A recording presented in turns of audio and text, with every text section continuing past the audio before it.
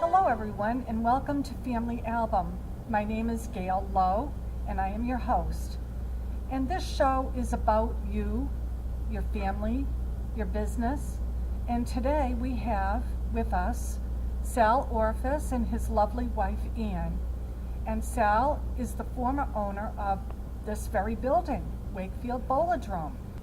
Today we have Sal and Ann with us, and we're going to talk about the history of Wakefield Bowladrome, and we're going to talk about what it's meant to the community and a lot of fun that's been had here. And we'll also talk about the second time around for Sal and Ann. They've been married now for 18 years and they have a little story to tell. So I'm going to turn this over to Sal so he can begin by telling us a bit of the history of Wakefield Bowladrome. Sal. Okay. I guess I have to begin where it begins. I was born in Waltham, Massachusetts. I'm a member of 13 children. I'm the 8th of the 13. I have 4 brothers, myself, and 8 sisters. When I was growing up, my family and everybody in the family all liked bowling. And we had a league of our own in Waltham where we would go bowling every Saturday evening. And this is where the love of bowling really began for me. It was interrupted, of course, because during that period of time, World War II began. And out of my 5 or 4 other brothers, 4 of us were all in the service together. And when we all got back home, after the war was over, we decided we'd like to get into some kind of business. And I was very intrigued with bowling, and I tried to talk my brothers into it. It became a little bit too expensive for us to be able to even begin to attack. My brother that was a little older than me, he was a mechanic, and he was a crackjack mechanic. I had mechanical experience while I was in the Navy, and he and I joined together and we opened a garage where we were repairing cars in Watertown, Mass. But from that, the idea of bowling never stopped in my mind. And when bowling candlepin machines became popular, they were installing these machines in the bowling alley right next to us in Watertown. And the salesman that was selling these machines, or leasing them actually, told us about this place in Wakefield that was available to buy. Well, my brother and I gathered up all the money we could get and what we could borrow, and we came to Wakefield and we purchased what was known as the Sunlight Alleys. Well, we started the business going, and after a while it progressed a little bit further, and we were getting leagues bowling, and women's leagues and men's leagues and children's leagues, and we had pretty much expanded. But my brother really had mechanical genius in his mind, and he decided that he was going to leave the bowling alley and go back into automobile repairs, and that is how I ended up being sole proprietor of we changed the name from Sunlight Lanes to Wakefield Bowladrome. And we were going along really very nicely, and we had the disaster of having a fire that wiped us out in 1959. We started in 1953, so 6 short years later we had this disastrous fire. But we promised our bowlers that we would make every effort to rebuild it. And I begged, borrowed, and stole all the money I could get from the bank. I mortgaged everything to get enough of money to get it back up again and up and running. And we did. And we've had a very successful business. And through the years, we have had junior bowling and teenage bowling, and the results of that brought a lot of men and women, as they were becoming adults, to meet each other, and I would say there must have been, a couple of dozen marriages that really started right here in this bowling alley. And we've been going along with it very nicely, and my first wife, was very, very instrumental in the bowling business, and in fact, she did all the bookwork for me. And well, I reached the age of 90. I'm still connected with the bowling alley, but my daughter Sally and my nephew Tom actually run the whole complex. And now I have my second partner over here, and she has kind of taken me by the hand and led me back into reality again after I lost my first wife. And here we are, all these years later, and this is our 65th year in the bowling business. Well, that's quite an accomplishment, Sal, isn't it? Well, it certainly is. Yes, and it is. we have been very successful in it, and as land has become very, very expensive, I've had many, many offers to buy the complex, not for the bowling business, but for the land. And I refuse to sell them.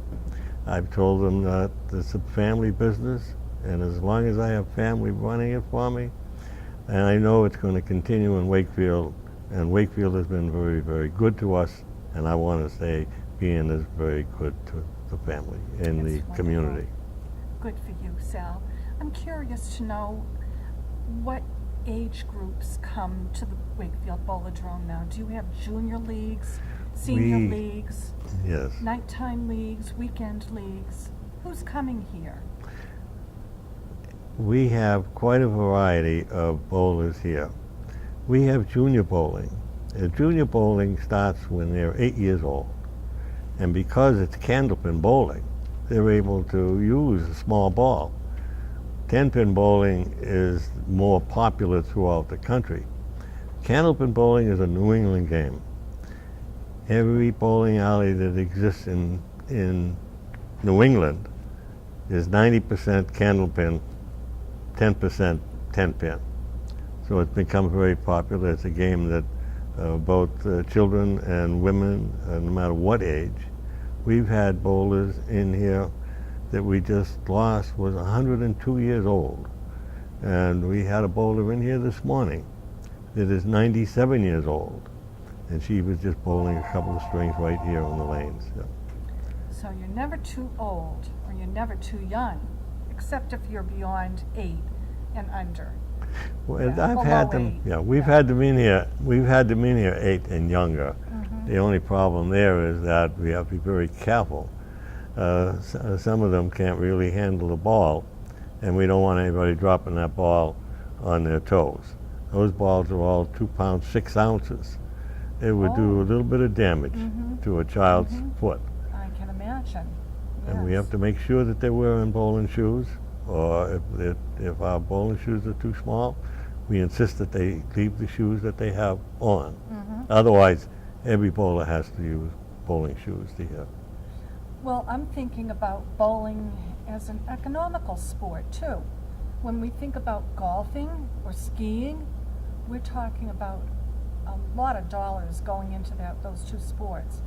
But bowling is still an affordable pastime, and it's good for the body because you're in action most of the time when you're rolling the ball or picking it up.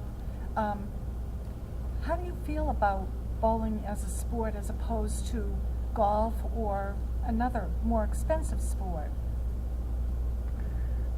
We have kept it very affordable, and even though over the years the price of bowling from the early years of bowling may have been 25, 30 cents a string, and now it's up to $3.50 a string, but economically that is not much of an increase in the price of other things. The inflation of even golf or any other kind of sport, you can't go watch a football game if you're not going to spend $50, $60 for one of the bleacher seats. You'd be paying a lot more money for the box seats. But bowling is really an economical game. It is. And everybody can afford it. It isn't like they have to go out and spend $50, $60, $70 for a dinner. They can come in here and for $10, $15, $20, they've had at least 2 hours of enjoyment. Well, I'll tell you a personal experience about that, Sal. I have a group of friends, and we always do some kind of social thing together. So one night, I said to my husband, why don't we get the group together and go bowling over at the Wakefield Bowladrome? So we brought in maybe 8 to 10 people that night, and we had a little bit of suppers. You allowed us to bring in a little something to eat, and we bowled for a couple of hours, and we just had a great time.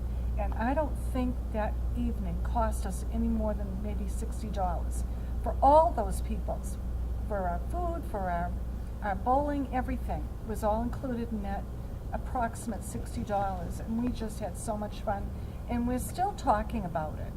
That's amazing. So, yes, it is. So I have a little personal experience with the bowling alley too, and through you, I knew that this existed, and we had a lot of fun that night. We're still talking about it. Well, I have to tell you a very funny story. My wife Ann and her first husband and all of her children were in my children were all in my bowling program, my junior program, my teenage program. Ann bowled in the league here. Her husband bowled in the couples league. They both bowled in the couples league. Now, the funny part about this whole thing is that Ann bowled here for 40 years. And this is one of the reasons that I've known Ann so well. And not only that, she and my first wife were very friendly. They used to golf together at both of their clubs. But the thing is, she bowled, and every time she bowled, she had to pay for it. Now we're married, and she doesn't have to pay for it, and she hasn't bowled since. So that's the funny part of the whole story. See? So how do you feel about that now, my dear? Sad. Tell us what you think about the whole idea of being married to a business owner who happens to own a bowling alley. Oh, I was always interested in he and Lee because they were always so kind, and Tom and Sally. And after Lee died, I noticed that he was a very unhappy man, and I felt bad as a friend. You know, well, one thing led to another, and we fell in love and got married, and it's been wonderful. And now you have been married for 18 years. 18 years. Mm-hmm. 2 more years and it'll be 20. I know. That's great. We're shooting for it. Yes. Yeah. Any plans being made for your 20th? No, we're looking for our 25th. Maybe a big party right here at the Bowladrome. Oh, well, it probably would be. Mm-hmm. Yeah. You'd have a built-in recreation room and a function hall right here. Yeah, we And- don't have to go hire a hall. You were That's- talking about the bowling and the fact that it's affordable. And how many things today are affordable? If you play golf, you have to have all the equipment. You have to belong to a club or pay to play. Here you come, and the balls are here, the pins are here, the shoes, everything. You don't have to bring anything except yourself. I know, and you can rent the shoes right here. Everything is right under one roof. Right. You don't have to bring anything but yourself. Even your score sheets are here. That's right. And the pencils to mark off your score with. Exactly. Speaking of scores, Sal, what's your highest score in bowling, in your bowling history? Well, I'll tell you, it's not as high as I thought maybe I would ever achieve. I had one string of bowling, 156. Now, to me, that is fantastic. You got to remember that candlepin bowling is nothing like 10-pin bowling. There have been thousands of a perfect game of 300. So 300 and the scoring is the same. You add it up according to the number of pins you drop, the number of spares you get, and the number of strikes you get. The highest score that we have on record is 226, and that is astronomical. Nobody has ever hit a perfect game in candlepin. For a 300 score, that would mean that you'd have to have a strike all the way Every down. single time. That's Wow, right. that would be really a challenge, wouldn't it? Well, you know, I know that local businesses, maybe like Hart's Hardware or Farmland, some of the smaller businesses might put youth to work. Maybe if they're of the age, maybe 14 or so, and they're looking for a little part-time job. Have you ever brought in students to the bowling alley to work for you? Well, yes, as a matter of fact, we have. There have been programs in the school, not really young kids, but more teenage kids, and they were looking to have them learn some experience about working. And they would bring them in, and we would give them various jobs of cleaning the bowling balls, or helping doing little jobs that are done on a daily basis, you know. And we have had, but normally we really don't hire young kids, because we have to have them old enough so that they get a working certificate and whatnot. So they're usually high school kids when we do that. But those other little programs were run by the school, and they were young. Well, that's excellent. Good to know that. And that's good for parents to know, too, in case they want to think about sending a child over at the appropriate time and age, maybe for a little part-time job. Now, you mentioned that you go to Florida. What is the bowling situation down there? Is it popular? It is, but it's not candlepin. It's not? No. So it's the bigger They balls? have bigger balls, right. They don't even know what candlepin is. They don't? No. Well, is that specific to New England? Yes. Yes, it is. Yeah. Oh. Candlepin bowling began right here in Massachusetts, matter of fact in Worcester, back in the late 1800s. And as the country began to spread and grow more and more, 10-pin became a sport that they were developing more. And as the country spread, the 10-pin bowling spread with it. And that left candlepin a New England game. And when people go somewhere and they say, what is candlepin and what does it look like? I said, well, the pin looks like a candle. Whereas a 10-pin ball and the 10-pin pin looks like a two-shape with a neck and a big ball to the pin. So that's why there have been many 300 scores bowled in the 10-pin industry. The ball is bigger, the pins are bigger. Here the balls are small and the pins are small. I see. So, you know, there's a bit of mystery behind the scenes here. On the other side of the partition that separates the pins from the alley or the lane. And I've always wondered what goes on behind there. What does go on? What goes on is a miracle that was developed back in 1946.